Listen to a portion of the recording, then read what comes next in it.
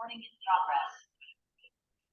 Okay, so we will look at some aspects of online education, mostly related to MOOCs, and what is really the idea behind MOOCs. And many of you have gone through a very rough time of popularity of MOOCs. MOOCs was popular when COVID hit us, but very sad that bad education became popular. Okay, so online education has a lot of positives, but it also has a lot of negatives. And in the context of Indian education and the way we teach and the way students learn, the preparedness of people to learn in some other way other than chalk and talk inside the classroom. Actually, in India, online education is approximately 90% negative, 10% positive. We will now see all this and also understand whether we can make it at least 50% positive, which is possible. So we will also have discussion related to all this. My slides will be shared by Nanjan Swami at the end of this today for all of you. So you really don't have to try copying down anything, okay?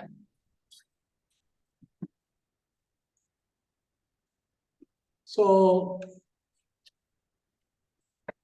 Socrates was an interesting teacher, philosopher.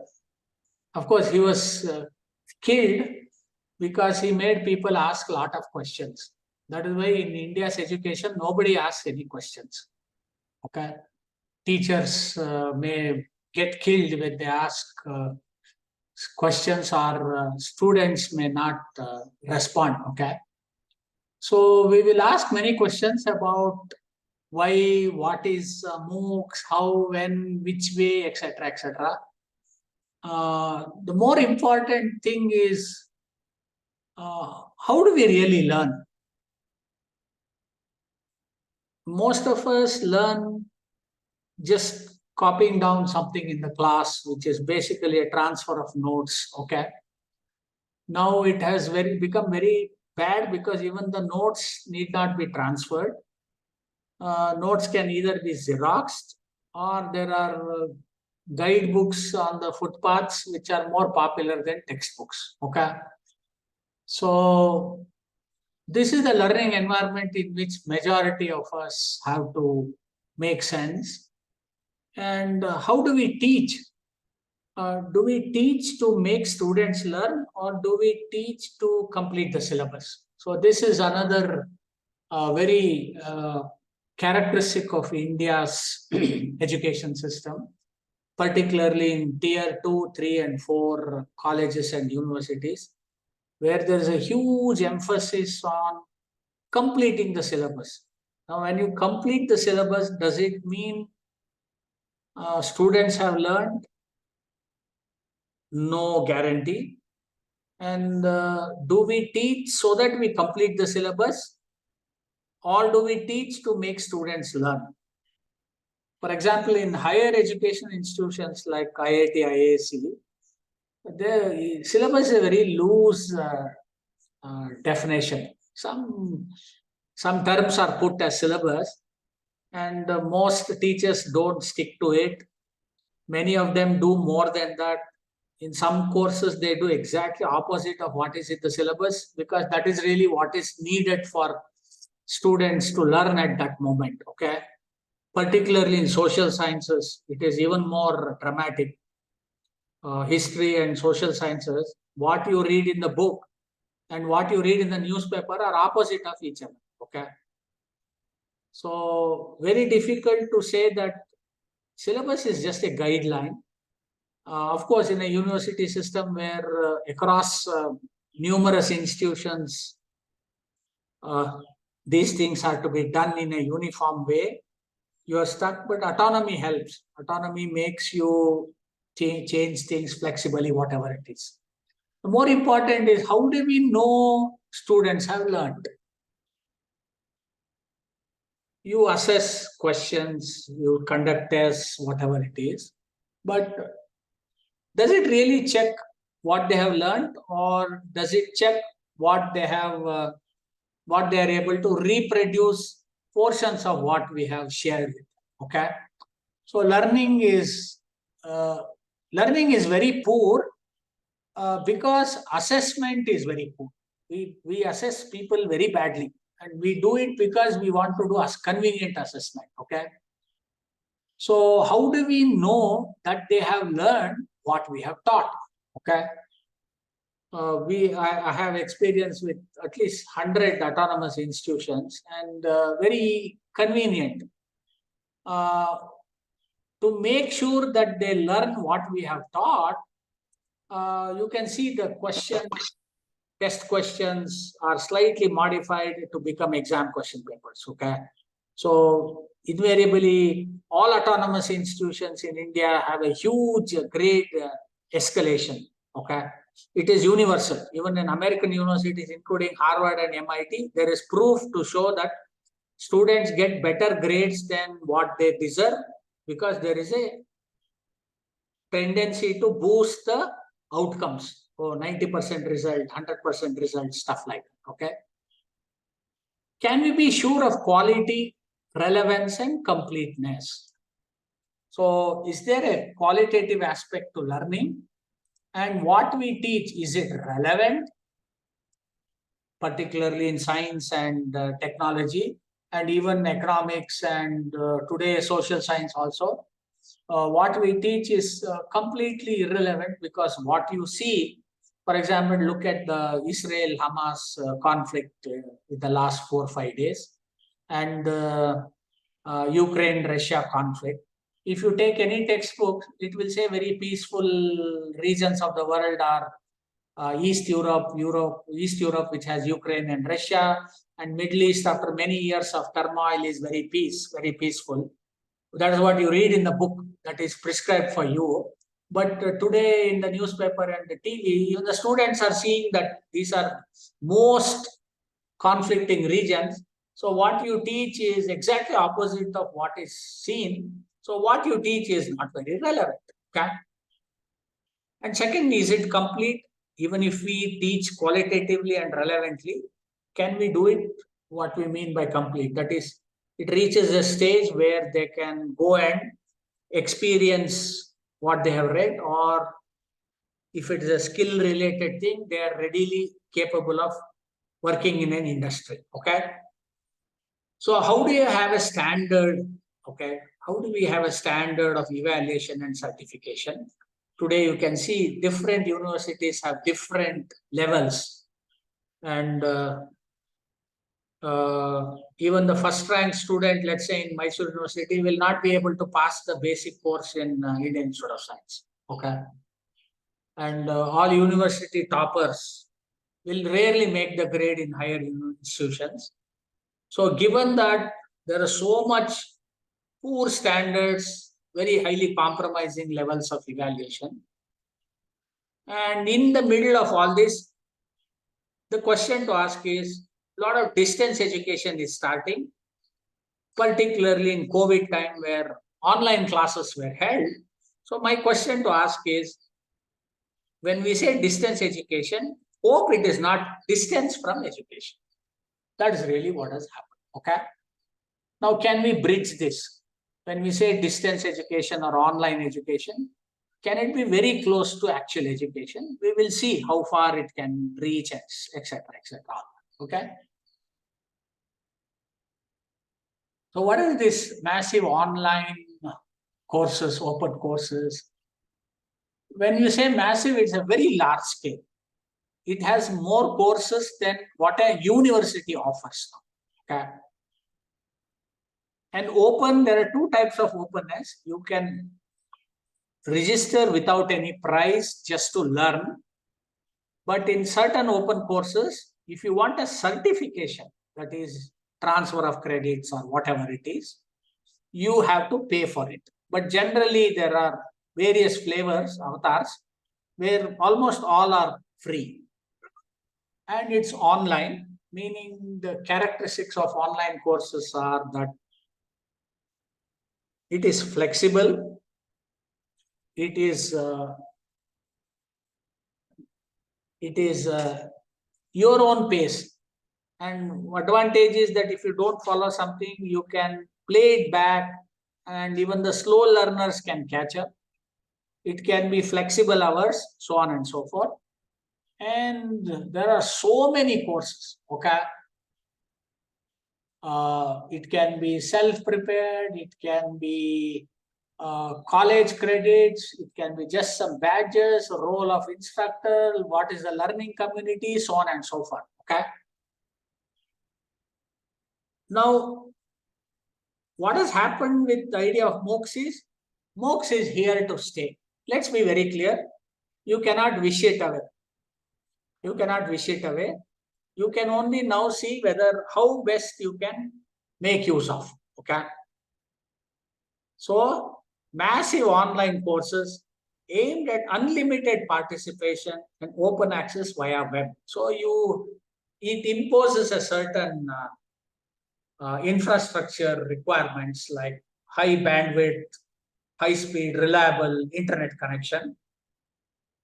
In addition to traditional course materials such as recorded lectures, readings, and problem sets, many MOOCs provide interactive user forum to support. Please, no back talk. No back talk, please.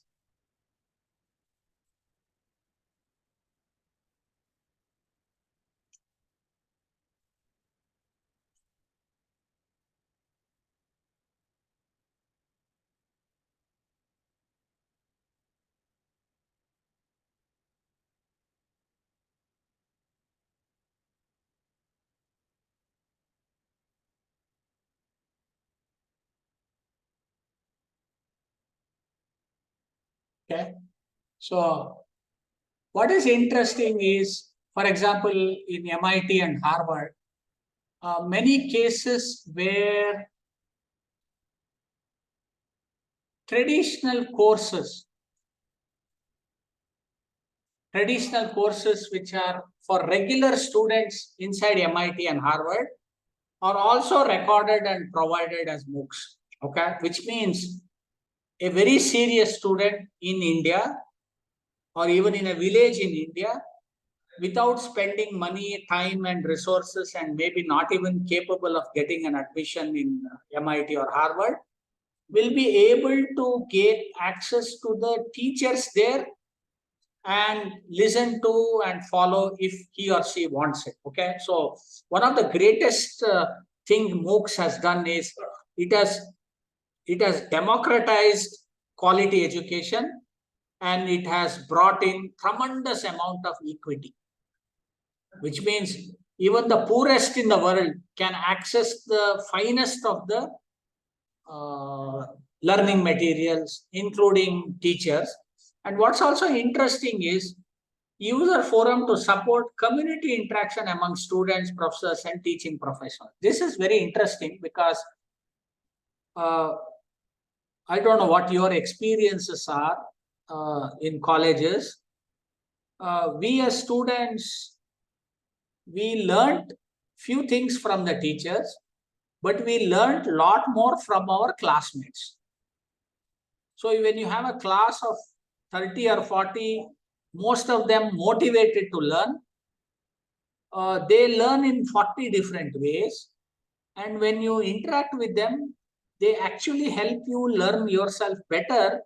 For example, one student solves a problem much better than what we could do. So we learn from them. In fact, peer learning is the best learning.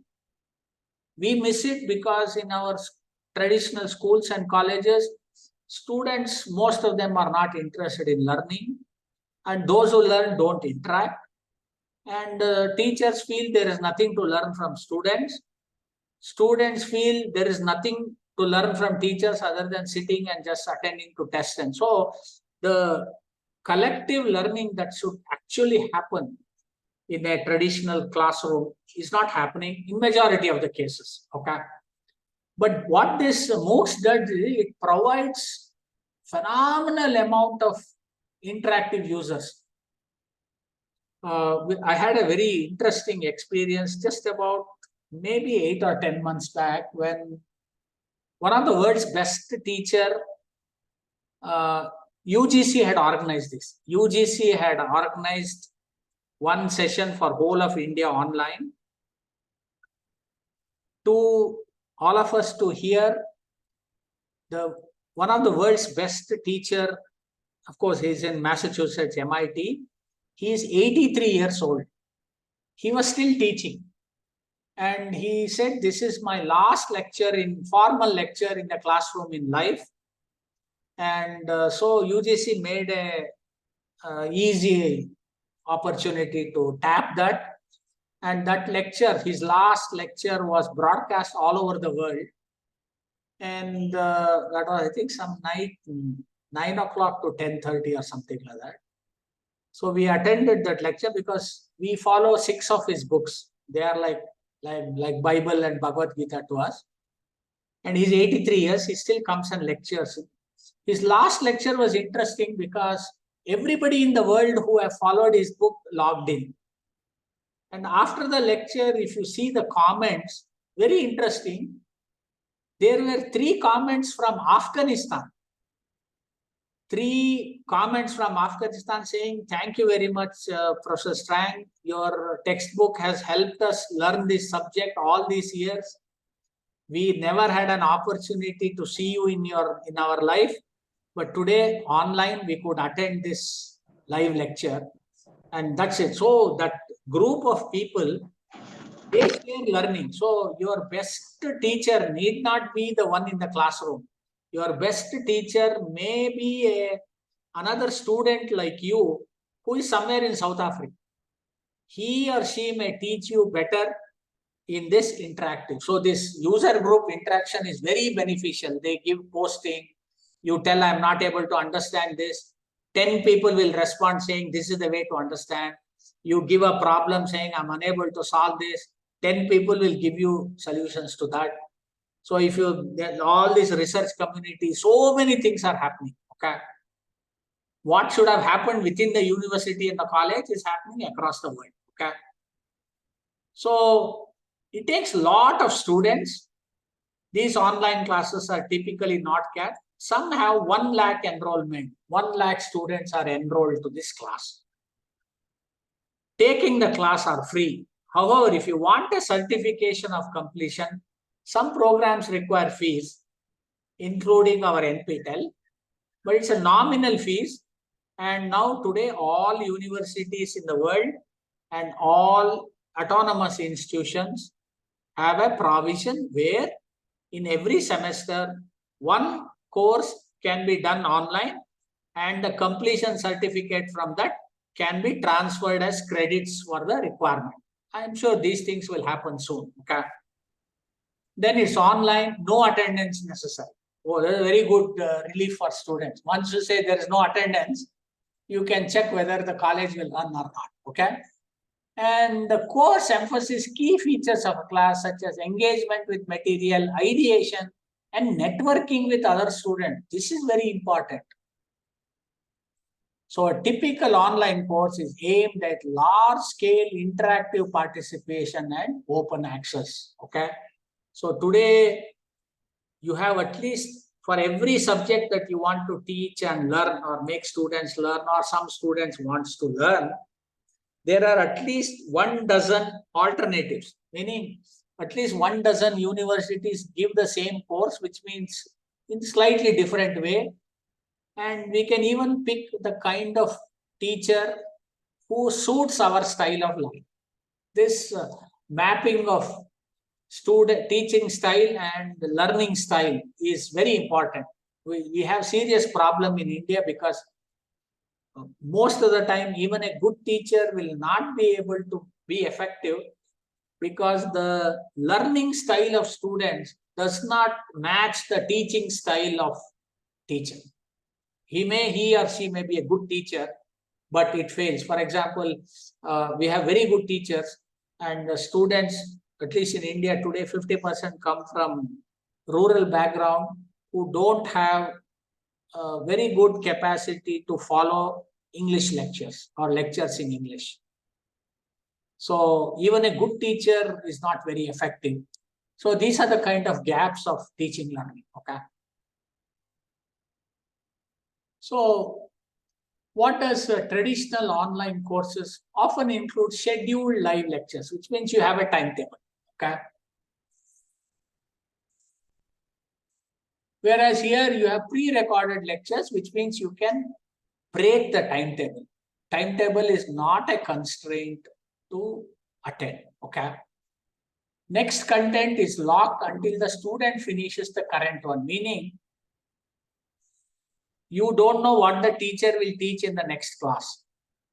Only when you finish this class, you will know. Whereas here, all lectures are available from the beginning. Okay. You know what the teacher or what the next learning has to be. Groups and classes typically learn at the same pace, meaning in the class, teacher, if half the students say we are not able to follow, he will slow it down. Or if he goes at a normal pace, half the students are unable to catch up. Here, this is self-paced. That is, you can set your own pace of learning. And teacher or instructor provides feedback. Feedback may be dependent on other course learners, not necessarily in your class, in your own setup. And course is closed-ended with specified due dates, meaning first test, second test, end semester exam, over. Whereas course is open-ended and may be completed at any time. You can take 2 years to complete a course. There are people who take that much time to complete a course because they are busy working, they have other things, and you have 10 assignments, 2 tests, 1 term paper, all that. So whenever you finish, it will accumulate your course completion statistics. End of it, it will tell you have completed. Okay. This is also useful because today, one of the most important things for India to do for education, at least higher education, college and beyond, is to scale up, earn while you learn. It is very important. We had evening colleges. Even in Maharajas, Mysore, it has an evening college. But we need to build more of such off working hours colleges and also make provision for earn while you learn. It is very important because affordability of quality education has become exceedingly difficult. Quality education has become very expensive. Therefore, lot of students who want to learn well also are not able to afford it. So once you do learn while you learn, work and learn, for example, I don't know, I think all of you are in Karnataka. Slowly culture is changing, particularly in Bangalore. But the culture we need to have in Bangalore and in Karnataka is the culture of students in Mumbai about 30-40 years back. At around 30-40 years back, that is when I went to Mumbai to do my PhD. I noticed something very interesting. I had some of my cousins living there, and even at college years, they were working. I said, "Oh, you don't go to college?" He said, "I go to college after 5 o'clock. I have never gone to college during working hours because after class 10, he started working. After class 10, he started working. And what they do is they have colleges which run from morning 6 o'clock to 10 o'clock. The same college runs from 10 o'clock to 4 o'clock. And again from 5 o'clock to 9 o'clock, there are evening classes. And you will be surprised.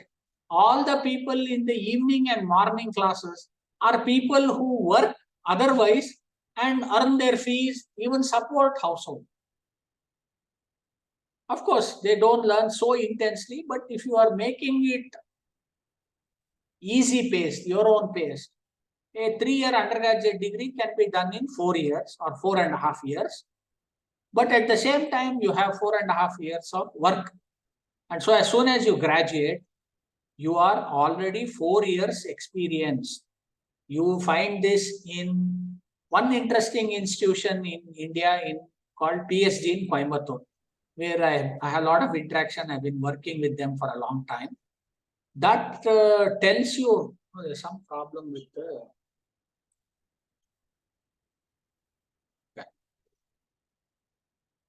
See, in PSD Coimbatore, they have something interesting called a sandwich program, where every student works from Monday to Friday, morning 8 o'clock to 4 o'clock in the industry.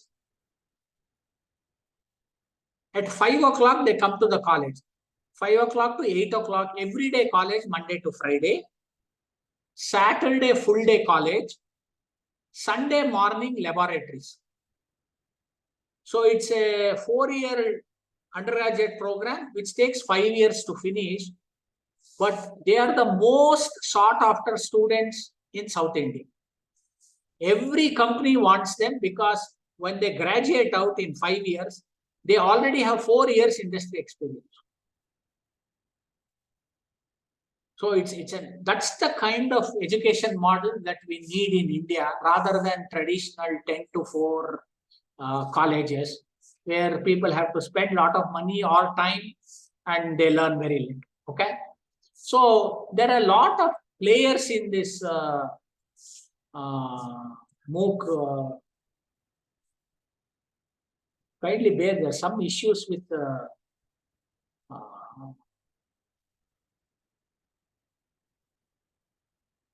is okay. So you look at MOOC, different typical platform, Coursera, Udacity, edX, Udemy, Moodle, course sites, Canvas, plenty of them. So there are 4 components of online education. One is regarding the content. So there are a lot of popularity depending on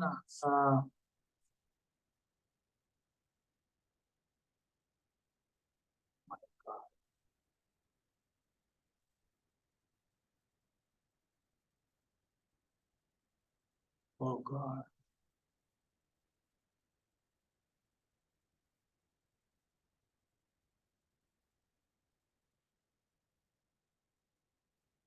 This is typically university environment where what should work will not work.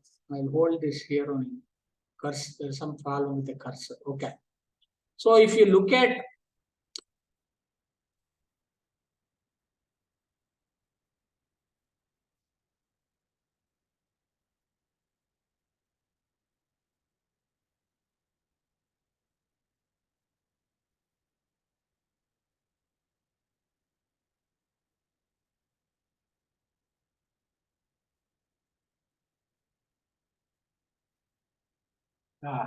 very difficult for me, but I'll manage. This is the only way to hold it by force.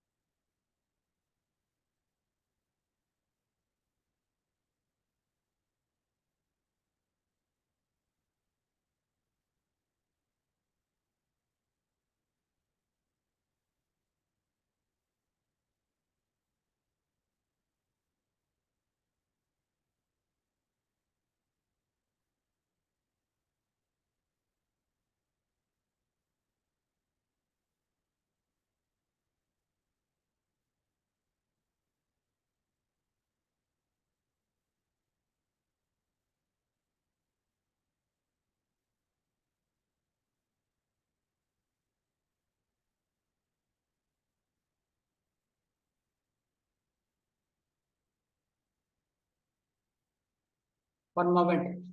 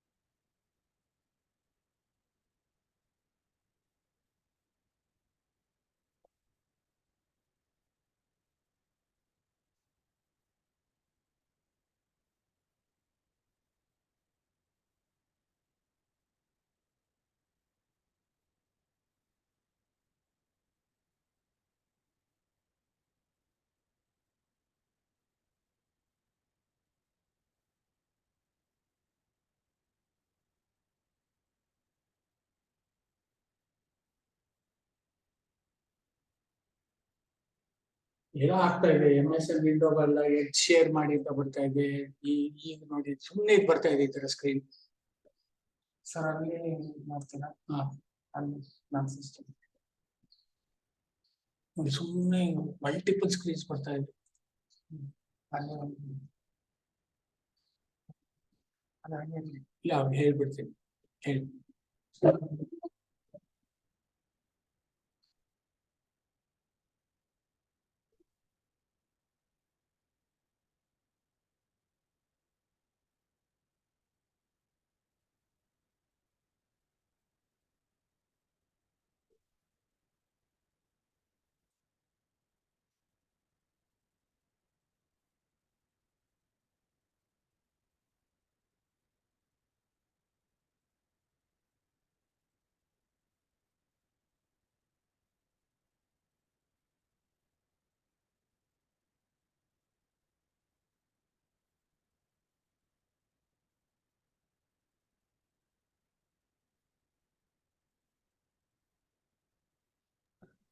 Just a moment, we'll reorganize the screen.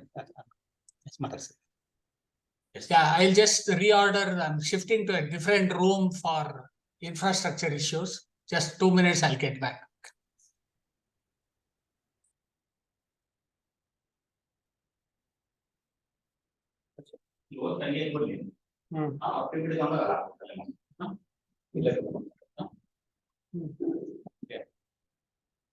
Manju ಬಂದ್ಬಿಟ್ಟಲ್ಲಿ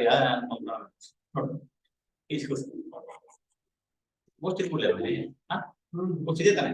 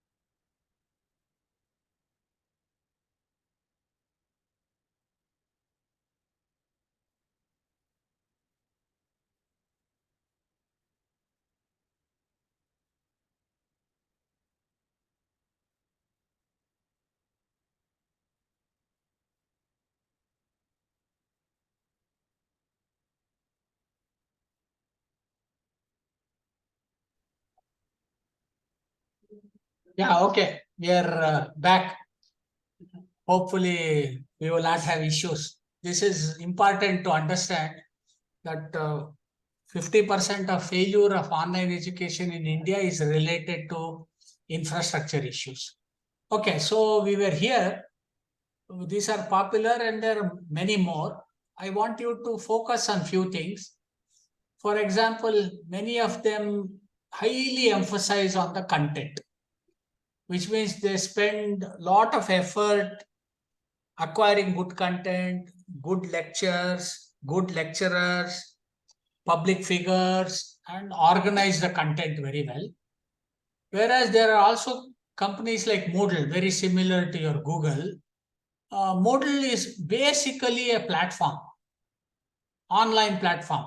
We use Moodle for lectures, we use Moodle for conducting exams, and they are least bothered about content. They are not interested in content. They are not whereas these people focus on content. They are not bothered about the platform. You can use any platform.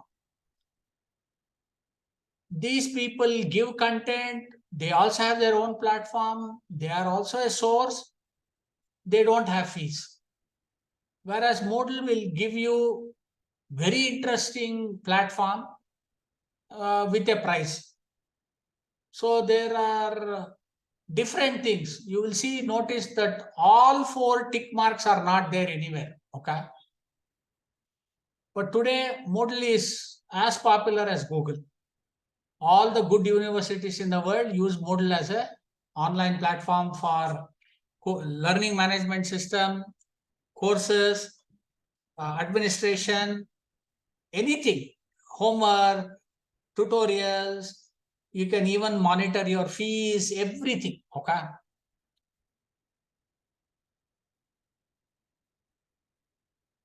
So what does e-learning, let's take the famous Udacity. You learn by solving challenging problems and pursuing audacious projects with world-renowned university instructors, not by watching long or boring lectures. At Udacity, we put you, the students, at the center of the universe, meaning they have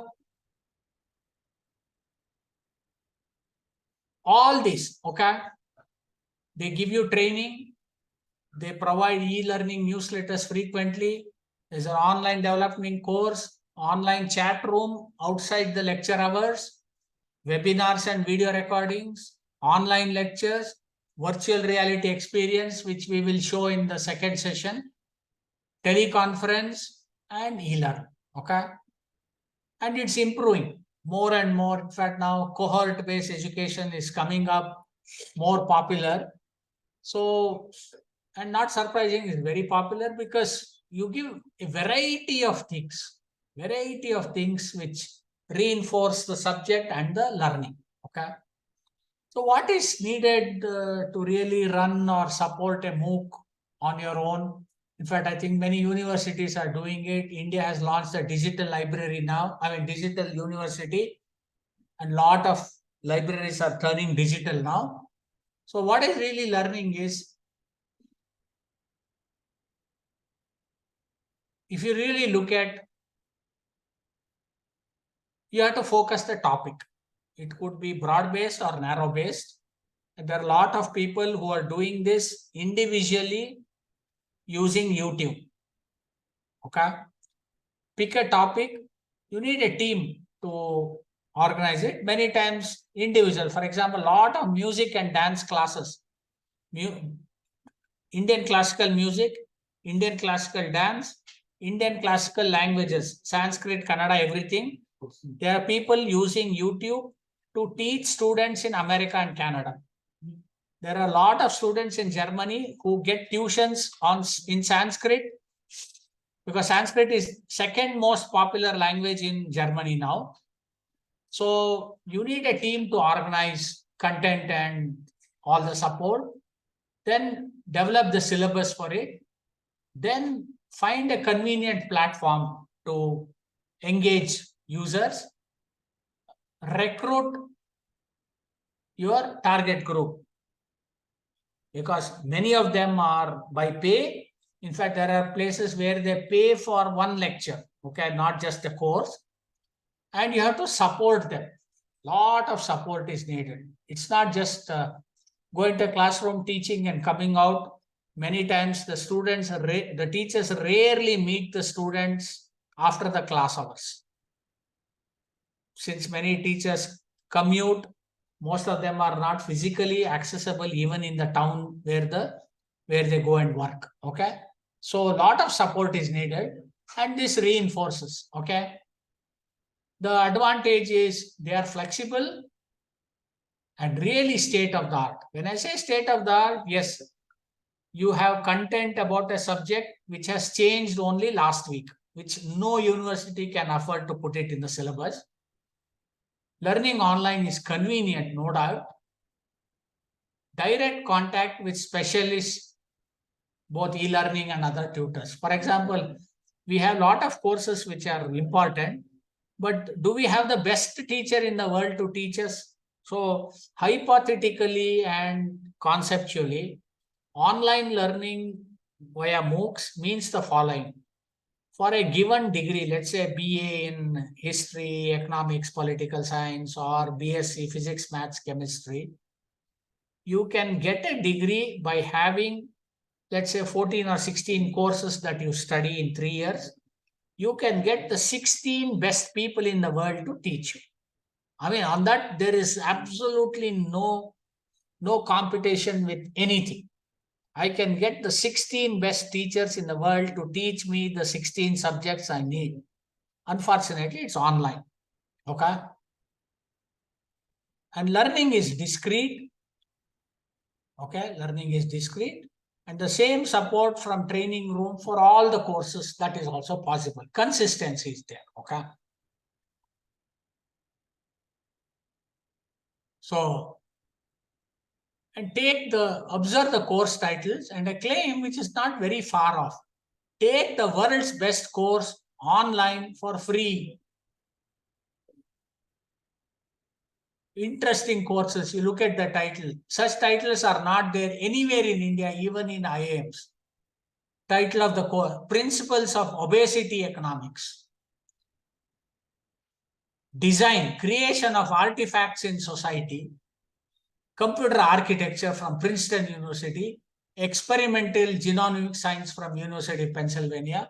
So all these are free. You get the best. There are other issues. We'll look at that. But see, little more than million people, 1.6 million people have joined already, and much more is growing. Okay, so this is it. And even the best of the people, best of the offline courses of offline universities have also joined online. For example, MIT OpenCourseware. MIT OpenCourseware is a free publication of MIT course materials that reflects almost all the undergraduate and postgraduate subjects taught at MIT. 37 million total visitors to the online content of MIT. And it is growing. It will grow because in 50% of all the learning in the world, MIT alone has the best teachers in that. This is it. And the main objective of OpenCourseware is unlocking knowledge, empowering minds of everybody in the world, free lecture notes, exams, and videos from MIT, no registration required.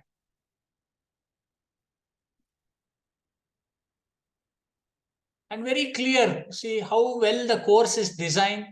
You must understand that online teaching course design is very difficult. Offline, very easy. You have a good teacher, you know what he does. Whereas in online, you have little over 1 lakh people trying to follow it. And you have to design it so well that even the most average or medium level to low level motivated student with language and other barriers is also able to understand. Okay. So very clear structure. What is the course? What is the syllabus for the course? What is the calendar of lectures? What are the additional readings? Assignments. Who are the instructors? You see, 4. When it is taught and at what level. Okay. Why this online education has somehow caught our attention and knowledge is the following. You see here, where all and how all people would attempt learning. People sitting in boat and in the sea, people watching a sport event, walking, hiking or jogging, subway or train, aeroplane or airport, car, truck or bus, cafe or bookstore, library, anywhere with a mobile, school or university, at work. Of course, this is blocked now, but the work learning from home is almost here. Very high value at home. Okay. So earlier offline education meant that you could learn only when you are in the university or you are at home. You can't learn while you are working. You can't learn while you are in the car, truck, or bus. Today, you will see, in fact, if you travel in city bus in Bangalore, you will see a lot of people hooked onto the mobile, of course, mostly entertainment. But you will see one or two students actually trying to read a notes in the bus. The journey is typically 1 hour, 1.5 hours today in Bangalore. They're actually doing all their work in the bus. Okay. So in some sense, it even optimizes, makes it more efficient. And who are all people here? So look at the Khan Academy, Coursera, Udacity, edX. There are investors who have invested money. Okay. Very big investors. Then there are donors. Lot of donors, including Bill and Melinda Gates Foundation, MacArthur Foundation, etc., etc. There are faculty who are volunteering. There are alumni and fellows of this who are supporting. There are governance structures. There are others. And there are also a lot of companies. Pearson in education, Google, Berkeley, Austin, Caltech, Pennsylvania, and so many, Stanford, MIT, Harvard, everybody. Okay. So the best of industry and the best of academics have got together. Each people have their different viewpoint. For example, non-profit world, large number of NGOs. Okay. There are a lot of venture capitals whose only interest is to put money and take money out. There are a lot of companies, both infrastructure company and platform company. Okay. Then there are a lot of universities. So it is for the first time all these people have come together. Earlier, individuals from this would come together. One professor would go and work in Google, all that. But today, all these have come together. More things are going to happen. Okay. So even we are not to be left behind. We have a very interesting NPTEL, National Program on Technology Enhanced Learning. So we today have about 1,500 courses.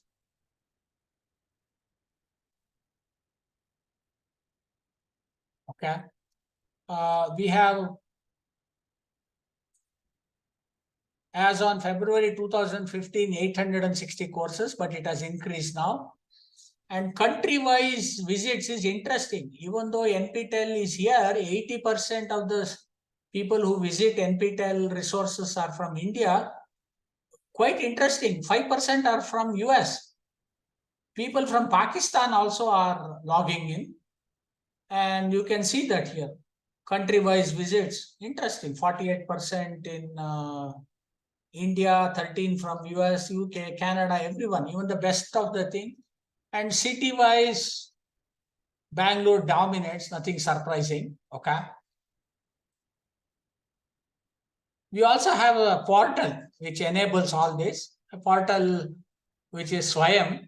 It's an enabler and a facilitator, but SWAYAM is more designed for primary, middle, and higher secondary education.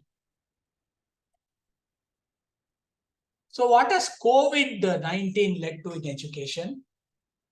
Poor learning, very poor learning. In fact, we have a joke that which says, print all the degrees and say in the bottom COVID batch. COVID batch means don't test them whether they know. They have just completed 4 years by sitting 2.5 years at home. Okay. The worst case, I will tell you. We have a colleague whose wife is a surgeon. She did her MS surgery, 3-year program. And out of 3 years, 2.5 years, it was COVID time. They gave her the degree and she says, I don't want to practice surgery. I now only do dispense medicine based on my MBBS because for 3 years of surgery, 2.5 years I was at home. I don't know how to do surgery, but they have given me an MS surgery degree now. I am very afraid to do surgery. This is the classic example of what happened during COVID, learning during COVID. So very poor learning, even poor assessment. So we don't even know whether they have learned poor because we have given them all A grade, even under abnormal circumstances. Poor and reduced motivation. People think learning means you're switching on the mobile or laptop. There's also reduced compensation. Large number of people have loss of career, particularly private unaided institution. Lot of them were asked to go home. They wanted to reduce the cost. Since it was online, there was no other work in the schools and colleges. They asked regular teachers to teach double the load, or two sections were merged. Since online means you can have 2,000 people listening to it. So multiple sections, all the teachers were remote, and only people who made lot of profit were management. Okay. Then loss of progress, definitely. We know now in class, there are students in class 4 and 5 who still don't know how to read and write correctly. And there are a lot of students in class 4 and 5 who don't know addition correctly. It is that bad. So loss of reading, writing, and arithmetic skills. There's tremendous pressure on infrastructure. Earlier, we were focusing on a good board and chalk. Everywhere, we have pressure on infrastructure, and it has accentuated inequality and inequity. For example, we have a colleague who have two children, and he says, I cannot afford to get two mobiles for my children. I have only one mobile. I give that mobile to my first child. The second child, I cannot afford another mobile, high-end mobile, online classes. So whenever we call him, he says, you call me after 5 o'clock, because that is when I go home and take my mobile. Morning till evening, the mobile is with my daughter who is in the class 4 or 5. So exceedingly bad. We will come to that once more. You will see how bad it is. Okay. Now, why do people drop out or discontinue studies? Again, I come back to that idea of what we need to do well. Not interested. This is based on gender. Okay. Not interested in education. Obviously, boys are less interested than girls. Financial constraints.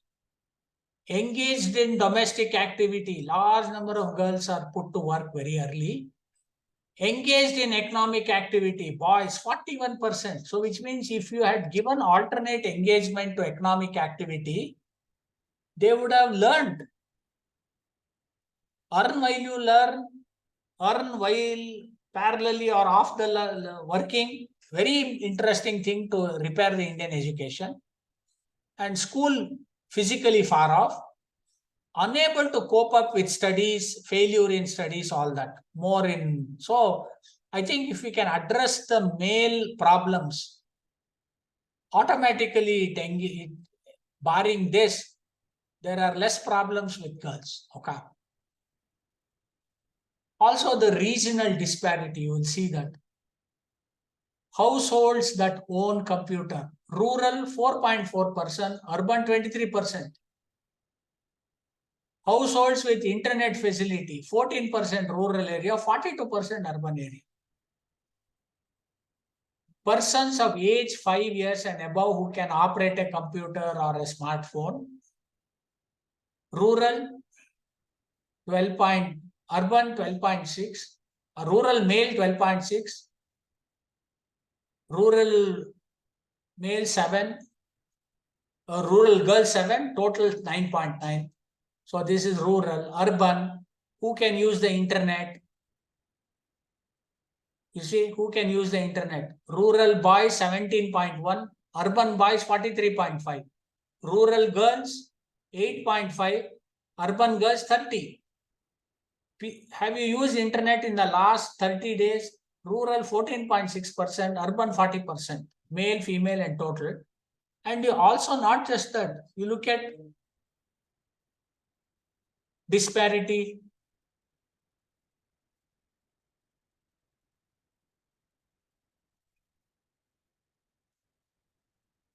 Kerala, able to operate computer in percentage 20.1, able to use internet in percentage 27.5, whereas Assam able to use computer 3%, able to use the internet 30, Bihar 2.7, 20. This is urban, this is rural, even worse, 2.7, 12.5. Even Karnataka, rural 2%, able to use computer, able to use internet 8.3, whereas in urban Karnataka, 22.9 able to use computer, 33.5 able to use internet. So this kind of disparity is really what is. So when you make online, what you are saying is 50% of the population I have already discounted. Very bad. Okay. So now you have also experienced what happened. Online education started long back, but when COVID hit, what happened? Oh, no, nothing other than online. Everybody had all their expectations on online education.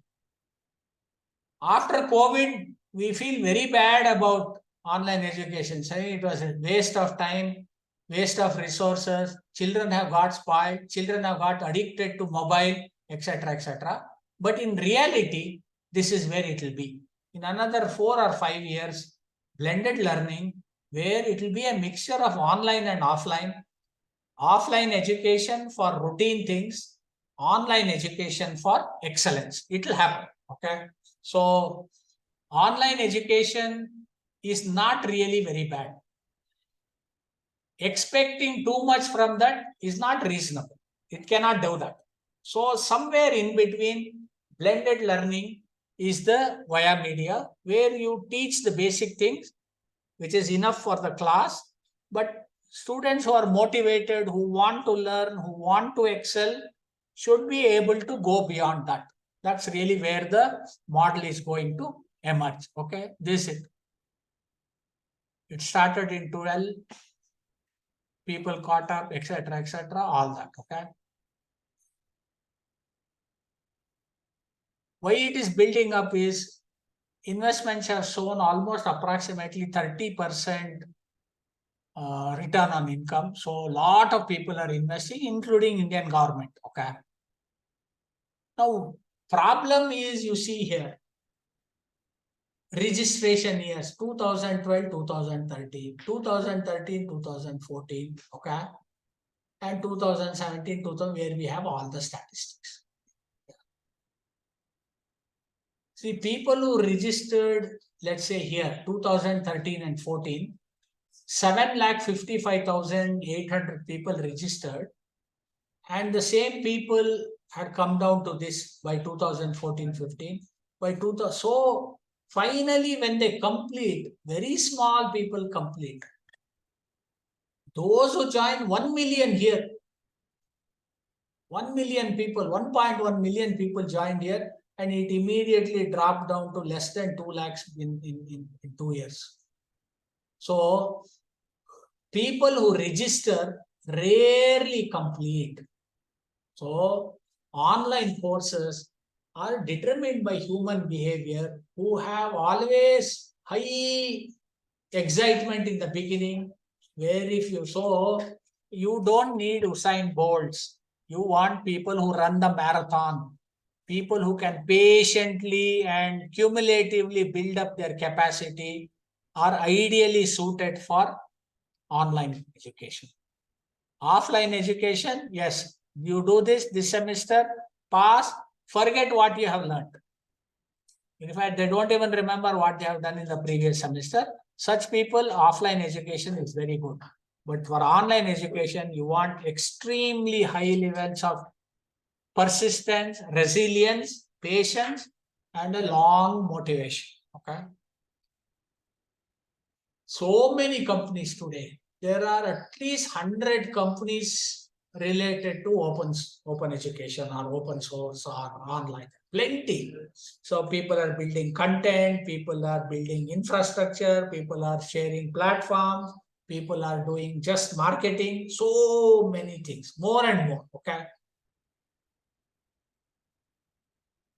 So even non-technical subjects have an advantage over technical subjects in online education.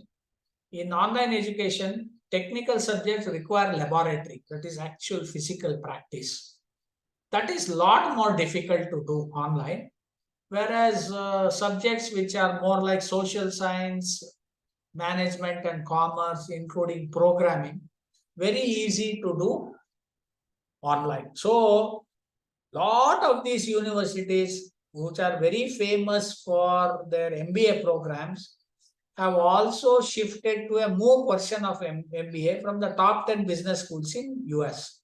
MIT, Dartmouth, Northwestern, Penn State, Columbia, Michigan, and University of California, Berkeley. Okay. Now this is very important. How do we develop and position the content so that it is finally very useful? Okay. Creating a new course in this, 5 categories: teaching showcase, gateway skills, graduate literacies, professional development, research showcase, meaning excellent teaching courses. Gateway skills means courses on skills which allow you to move to the next level of opportunity. Graduate literacies means complement and supplementary material which enhances postgraduate learning. Professional development means particularly very popular, very useful, very rewarding, plus very remunerative is new advances in professional field, whether it is medical, legal, or anything else, where you cannot teach to formal students. They're all working professionals. Suppose they find a new way to do a surgery, one particular. So this has become very popular. Or somebody solves a very difficult legal case.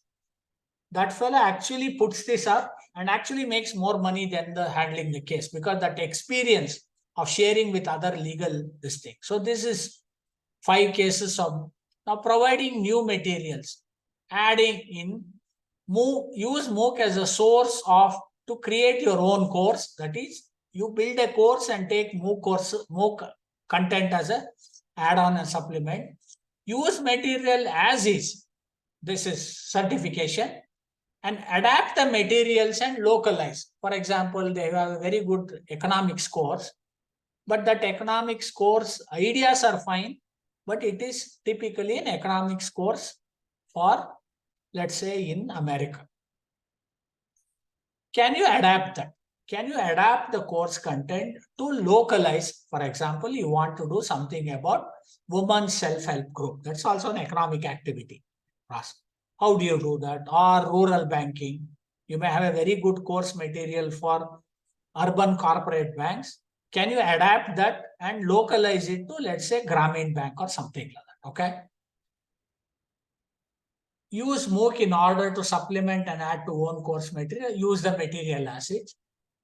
That support new pedagogical strategies. Authentic learning with diverse audience. We have not necessarily authentic learning. The teachers who teach us have not created the subject. They are also reading from some book, or they have been taught by somebody who or she may not have done any original work.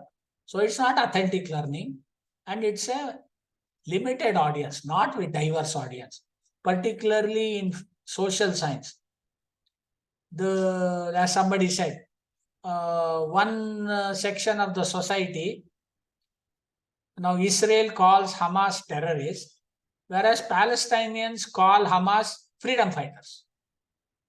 So it is so different and so difficult to characterize correctly, because social science subjects are very subjective. Okay, so promote interdisciplinary. That's very important. The future is interdisciplinary education. Active learning through flipping classroom. That is, learners drive the class. I teach as much as students learn. I don't teach and try to make them learn. I learn along with them. I teach along with them. So that's the way it goes. Support student transition through bridging MOOCs. Suppose students have a gap. It's called bridge courses. You can't teach for the whole college, but those who are interested to catch up with something, there are bridge courses. Opportunity for alternate assessment and credit, because MOOCs courses, when you actually want certification, the assessment is very, very uniform and tough and accepted worldwide. Okay. Our assessment is very subjective. In fact, majority of the university graduates will not pass any course anywhere. They will pass only in our universities. Okay. So, how does the MOOC course get started? There is a lot of institutional effort, either a company or a college or a university, whatever it is, and how much it is aligned with the curriculum. Okay. Low alignment, medium alignment, high attainment. Similarly here, low effort, medium effort, and high effort. Low alignment and low effort is remote tutoring in remote course. Okay. Somebody just broadcast order. The other extreme is high institutional effort and highly aligned with the curriculum is flipped classroom, where you make sure that everybody in the class learns. Everybody in the class learns. Okay. And there are other things. Can teaching with remote courses, can digital teaching with remote tutoring, can digital teaching with face-to-face tutoring, local digital, so many versions. Okay. So these are two extremes. Just broadcast and a flipped classroom. Between that, all flavors are there. But here, you have to make sure everybody learns. And because you want to make sure everybody learns, the institutional effort is very high. It will take more time, more resources, more accountability, more evaluation, more feedback, etc. Okay. So, similarly here, 4 categories. MOOC as a service. I provide content and broadcast. I don't care who learns, who doesn't learn. There is no feedback. I just broadcast. The other extreme is MOOC as a driver. The entire outcomes is dependent on this. MOOC as a added value, MOOC as a replacement. These are the other 2 categories. So MOOC as a replacement is what happened in COVID. Universities and colleges told it is this. What they were doing is this. They told it is this. MOOC as a added value is for learning professionals while working. They want to, suppose they are not able to solve some problem or code something correctly. Online material is available for them to see. Of course, now today ChatGPT and all has spoiled everything. But that's it. So, when you want to do MOOCs, these are the things. You need MOOC studio rooms, MOOC production equipment, tutoring rooms, and technology labs. Teaching and learning benefits, teacher satisfaction, learning expectation, teaching expectation, student satisfaction, perceived learning, and student self-efficacy. And students listening, course enjoyment, demography, online, students listening, retention, and attrition. Okay. So, today, what is happening is typically this. There are 2 types of learning: informal learning based on learning's experience. Okay, learner's experience, learner's role, experience, introspection, creating, and the teacher's role here is mentoring. The formal learning is teacher's role is as a curator, teaching role as guidance, learner's role is leader-centered learning, and acquisition of basic knowledge. So, textbook, class materials, review is teacher-centered learning. Learner-centered learning is this flipped learning, advanced learning. And so today, both these are being mixed. And today you have this. Okay? Huh? Oh. Okay. Okay, so we've been asked to have a tea break. So we will be back at 11:45. Okay.